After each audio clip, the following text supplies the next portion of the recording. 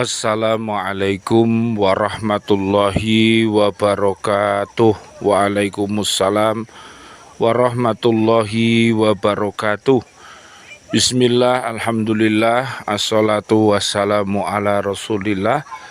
Asyhadu an la ilaha illallah wa asyhadu anna muhammadar rasulullah. Allahumma salli wa sallim wa barik ala sayyidina Muhammad wa ala alihi wa ashabihi ajma'in walhamdulillahi rabbil alamin. Bi'aunillah, bi'idnillah, biridhoillah. Kami sedang berada di bumi wisata sawah Sumber Gempong di Trawas, Mojokerto.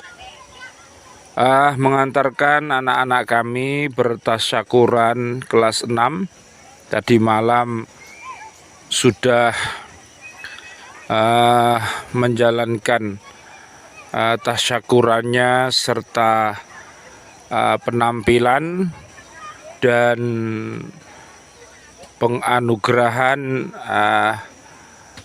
anak-anak kami yang menjadi anak-anak yang soleh dan solihah pilihan Ustadz Ustadzah. Mereka semua diberikan penghargaan masing-masing. Mudah-mudahan penghargaan yang diberikan oleh Ustadz Ustadzah di Lembaga Pendidikan Al-Falah kelas 6 ini menjadi sebuah kenangan yang indah nantinya untuk diingat selama hidupnya, bahwa anak-anak kami ini adalah anak-anak pilihan. Mudah-mudahan dengan acara tasyakuran ini yang diadakan oleh Lembaga Pendidikan Al-Falah Surabaya, SD Al-Falah Surabaya bersama Ustadz Ustadzah semuanya, ini menjadi dakwah kita, betapa kita luas ya ladang dakwah kita di dalam menyampaikan materi pembelajaran bisa dilakukan di dalam kelas maupun dilakukan di alam semesta ini. Ya, buktinya hari ini anak-anak kami ada yang berjalan-jalan ya, menelusuri ini kehidupan sawah, betapa luar biasanya di sini banyak tumbuh padi yang hijau. Dan juga terlihat di kanan kiri ini banyak pepohonan yang tumbuh dengan subur. Di samping itu air yang begitu deras mengalir. Oleh karena itu wisata sawah ini disebut namanya Sumber Gempong di bumi Trawas Mojokerto ini. Dan juga di sebelah depan kami ini ada Gunung Penanggungan. Ini luar biasa. Subhanallah walhamdulillah wala ilaha illallah wallahu akbar, la haula wala quwata illa billahil aliyil adim. Dan di sini juga ada musolanya, ada tempat-tempat kecil untuk Ustadz Ustadzah sedang berkumpul. Ada yang mendampingi sebagian di sebelah sana dengan anak-anak kami, dan semuanya ini mudah-mudahan menjadi sebuah kenangan yang indah di dalam kehidupannya nanti.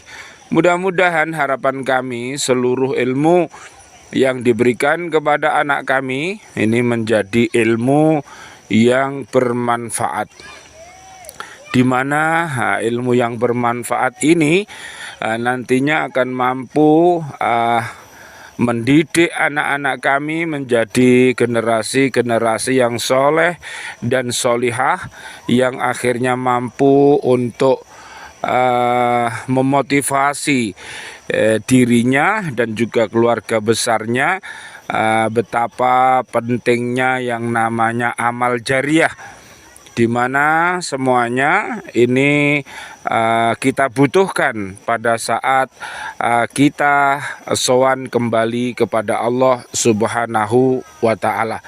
Dan mudah-mudahan di kemudian hari anak-anak kami ini mudah-mudahan menjadi guru-guru yang baik, yang akhirnya dapat melanjutkan perjuangan kami.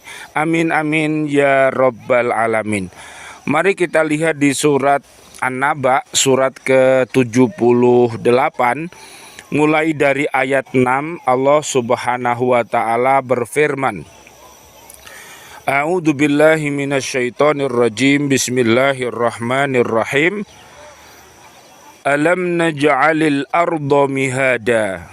Bukankah kami telah menjadikan bumi itu sebagai hamparan, wal jibala autada, dan gunung-gunung sebagai pasak, wa khalaqnakum azwaja, dan kami jadikan kamu berpasang-pasangan, wa ja'alna naumakum subata, dan kami jadikan tidurmu untuk istirahat, wa ja'alna laila libasa, dan kami jadikan malam sebagai pakaian, wa ja'alna nahara ma'asya, dan kami jadikan siang untuk mencari penghidupan, wa banaina fawqakum sab'an shidada, dan kami bina di atas kamu 7 buah langit yang kokoh, wa ja'alna siraja wahaja, dan kami jadikan pelita yang amat terang atau matahari, wa anzalna minal mu'sirati ma'an thajjaja, dan kami turunkan dari awan air yang banyak tercurah, linukhrija bihi habba wa nabata, agar kami tumbuhkan dengan air itu biji-bijian dan tumbuh-tumbuhan, wa jannatin alfafa, dan kebun-kebun yang lebat. Subhanallah walhamdulillah wa la ilaha illallah wallahu akbar, la haula wa la quwata illa billahil aliyil adim. Surat An-Naba ayat 6 sampai ayat 16. Mudah-mudahan ayat ini bisa mendidik kita menjadi insan yang solih dan solihah. Di ayat 6 pertama, bukanlah Allah telah menjadikan bumi sebagai hamparan yang mudah didiami oleh manusia dan hewan ternak yang berguna bagi manusia.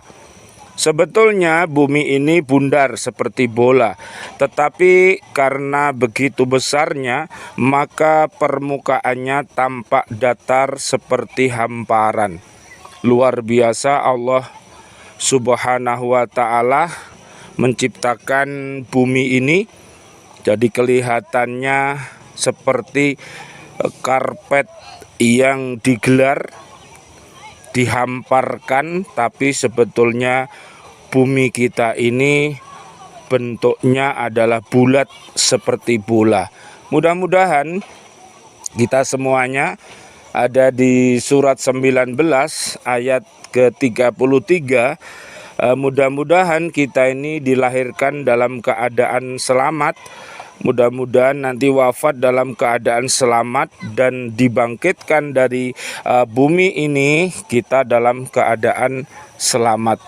Jadi di bumi ini kita dilahirkan, dan di bumi ini pula nanti kita akan dikuburkan dan di bumi ini pula nanti kita akan dibangkitkan. Oleh karena itu mudah-mudahan fantashiru fil ard kita unjung sana untuk bertadabur alam ini. Mudah-mudahan ada kenangan-kenangan sujud yang indah dan tafakur dan tadakur, sehingga bumi-bumi yang kita hinggapi, yang kita injak, yang kita datangi akan menjadi saksi di hadapan Allah Subhanahu wa ta'ala. Kemudian ayat 7 yang kedua, Allah Subhanahu wa ta'ala jadikan gunung-gunung sebagai pasak untuk mengkokohkan bumi sehingga tidak bergoyang karena guncangan yang ada di bawahnya. Jadi luar biasa kalau kita lihat di depan kita ini ada gunung-gunung yang kokoh. Ini menunjukkan ya lambang orang-orang yang punya keteguhan pribadi, keteguhan Islamnya, keteguhan imannya, keteguhan ihsannya adalah seperti gunung-gunung. Dan ini seperti pasaknya bumi sehingga bumi kita ini tidak goyang, sehingga kita semua bisa berada di atas bumi ini. Padahal bumi kita ini berputar, tapi karena kasih sayangnya Allah, maka seakan-akan bumi ini tidak bergoyang. Subhanallah walhamdulillah wala ilaha illallah wallahu akbar la haula wala quwata illa billahil aliyil adim.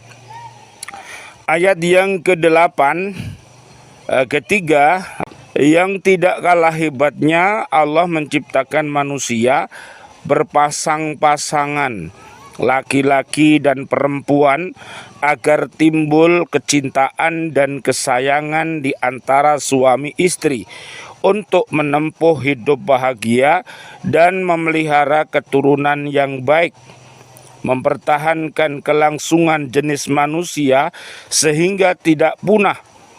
Ayat ini sejalan dengan firman Allah Subhanahu wa ta'ala, wa min ayatihi an khalaqalakum min anfusikum azwajan litaskunu ilaiha wa ja'ala bainakum mawaddatan wa rahmah.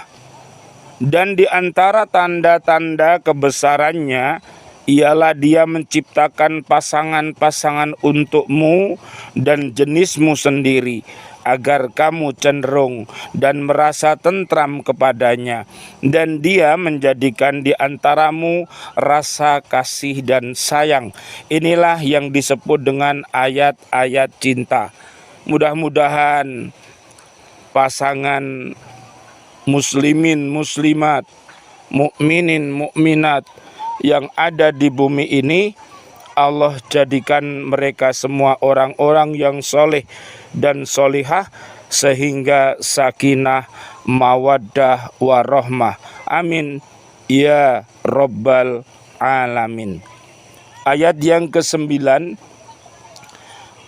Keempat, Allah Subhanahu wa ta'ala menjadikan tidur pada malam hari untuk beristirahat dari kesibukan pekerjaan pada siang hari, agar menghasilkan berbagai mata pencaharian. Dengan istirahat waktu tidur itu, manusia dapat mengembalikan daya kekuatan untuk melangsungkan pekerjaan pada keesokan harinya. Seandainya tidak diselingi oleh istirahat tidur, tentu kekuatan siapapun akan merosot sehingga tidak dapat melangsungkan tugas sehari-hari. Betapa kasih sayangnya Allah Subhanahu wa ta'ala kepada kita. Kita ini dikasih tidur oleh Allah Subhanahu wa ta'ala agar syaraf-syaraf kita tidak tegang, ya, yang akhirnya kita bisa untuk menyambung, melangsungkan tugas kita sehari-hari. Bisa dilihat nanti di surat At-Taubah ayat 105. Marilah kita lakukan pekerjaan ini dengan iktikad, dengan keyakinan yang kokoh bahwa tugas hidup kita adalah beribadah yang bertujuan untuk menggapai ridho Allah, yang berfungsi sebagai hamba Allah dan pemimpin yang baik yang ada di muka bumi ini. Ayat yang ke-10, kelima, Allah Subhanahu wa ta'ala menjadikan malam sebagai pakaian. Maksudnya malam itu gelap menutupi permukaan bumi sebagaimana pakaian menutupi tubuh manusia. Hal itu berarti bahwa malam berfungsi sebagai pakaian bagi manusia yang dapat menutupi auratnya pada waktu tidur dari pandangan orang-orang yang mungkin melihatnya. Demikian pula sebagai pakaian, maka gelap malam itu dapat melindungi dan menyembunyikan seseorang yang tidur dari bahaya atau musuh yang sedang mengancam. Marilah kita senantiasa berzikir, beribadah kepada Allah di waktu malam. Alhamdulillah anak-anak kami beserta ustadz dan ustadzah bangun malam, ya, kemudian bertafakur, beristighfar, bersolawat, serta berdoa untuk dirinya, untuk keluarga besarnya, dan untuk kaum muslimin, kaum muslimat. Mudah-mudahan diberikan ampunan oleh Allah Subhanahu wa ta'ala dan rahmatnya di malam hari. Kemudian di pagi hari ada sholat sunnah duha, dan mari kita lengkapi semua sholat-sholat yang diperintahkan oleh Allah Subhanahu wa ta'ala di surat Al-Baqarah ayat 238. Ayat yang ke-11, ke-6, Allah menjadikan siang untuk berusaha dan mencari rizki yang diperlukan dalam kehidupan dan untuk hidup bermasyarakat. Mudah-mudahan dari pagi kita berangkat untuk melaksanakan tugas suci dan mulia, sampai sepulangnya dari tugas kita kembali lagi ke rumah kita masing-masing. Mudah-mudahan semuanya terhitung sebagai ibadah yang disenangi oleh Allah Subhanahu wa ta'ala. Ayat 12 ke-7, Allah membangun di atas manusia 7 langit yang kokoh tanpa memiliki tiang dan tunduk kepada hukum Allah Subhanahu wa ta'ala. Secara ilmiah, 7 langit yang kokoh kemungkinan dapat diartikan dengan lapisan-lapisan atmosfer yang dekat dengan bumi ini. Subhanallah walhamdulillah wala ilaha illallah wallahu akbar la haula wala quwata illa billahil aliyil adim. Ayat yang ke-13 kita perhatikan. Ke-8, Allah menjadikan matahari sebagai pelita yang terang benderang, menyebarkan cahaya dan panasnya ke seluruh angkasa. Allah telah menjadikan matahari sinarnya mengandung obat untuk membunuh kuman-kuman dan mengusir penyakit-penyakit yang dapat mengganggu makhluk yang hidup seandainya tidak cukup mendapat sinar. Subhanallah walhamdulillah wala ilaha illallah wallahu akbar la haula wala quwata illa billahil aliyil adim. Kita belajar ikhlas. Lihat sinar matahari. Ayat 14 sampai 16.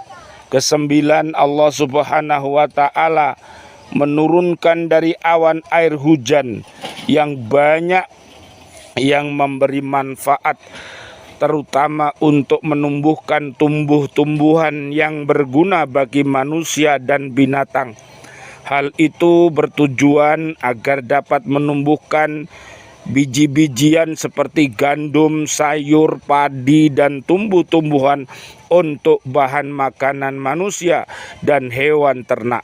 Demikian pula kebun-kebun dan taman-taman yang lebat dengan daun-daunnya yang rimbun. Dalam ayat ini Allah Subhanahu wa taala menyebut bermacam-macam tanaman yang tumbuh di bumi. Di antaranya ada yang mempunyai batang dan ada yang tidak, ada yang menghasilkan buah-buahan, ada pula yang menghasilkan biji-bijian seperti gandum, padi, dan lain-lainnya untuk makanan manusia. Ada pula tanaman-tanaman untuk makanan binatang ternak. Semua itu merupakan makanan-makanan pokok dan tambahan bagi manusia. Panjenengan lihat nanti di surat Saba. Di surat Saba ayatnya ayat 15. Inilah permohonan kita kepada Allah Subhanahu wa taala.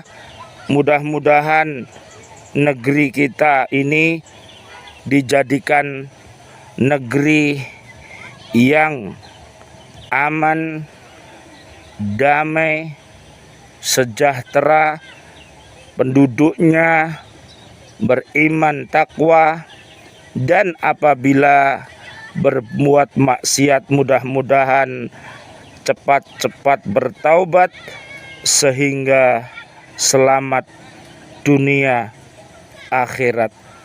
Amin amin ya Rabbal alamin. Surat 34 ayat 15. Allah berfirman, sesungguhnya bagi kaum Saba ada tanda kekuasaan Tuhan di tempat kediaman mereka, yaitu 2 buah kebun di sebelah kanan dan di sebelah kiri. Kepada mereka dikatakan, makanlah olehmu dari rizki yang dianugerahkan Tuhanmu dan bersyukurlah kamu kepadanya. Negerimu adalah negeri yang baik dan Tuhanmu adalah Tuhan yang maha pengampun. Mudah-mudahan hidup kita ini hasanah dan kita mendapatkan barzah hasanah, dan di akhirat pula mudah-mudahan kita mendapatkan hasanah fid dini wad dunya wal akhirah. Amin ya Rabbal alamin. Allah berfirman di surat Al-Qasas ayat 77, dan carilah pada apa yang telah dianugerahkan Allah kepadamu kebahagiaan negeri akhirat, dan janganlah kamu melupakan bagianmu dari kenikmatan duniawi, dan berbuat baiklah kepada orang lain sebagaimana Allah telah berbuat baik kepadamu. Dan janganlah kamu berbuat kerusakan di muka bumi, sesungguhnya Allah tidak menyukai orang-orang yang berbuat kerusakan. Mudah-mudahan dengan iman dan takwa kita bisa menjauhi fujur, yaitu perbuatan-perbuatan keji dan mungkar, termasuk rofas, fusuk, jidal, dan juga termasuk kufur, dolem, fasik, munafik, musyrik. Ini adalah perilaku fasad yang apabila dilakukan maka dia akan mengadakan kerusakan-kerusakan di muka bumi ini. Naudzubillah summa naudzubillah min dalik. Mudah-mudahan kehadiran kita berwisata di wisata sawah sumber Gempong ini merupakan wisata dan sekaligus pembelajaran bagi anak-anak kita untuk senantiasa memperkokoh tadakurnya dan memperkokoh tafakurnya, disertai dengan dasar ilmu yang manfaat.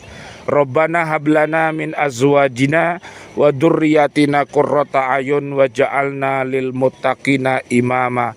Ya Allah, Engkau Maha Rahman, Engkau Maha Rahim. Kami mohon kepadamu ya Allah, berikanlah kejayaan dunia sampai akhirat. Selamatkan kami dari siksa api neraka.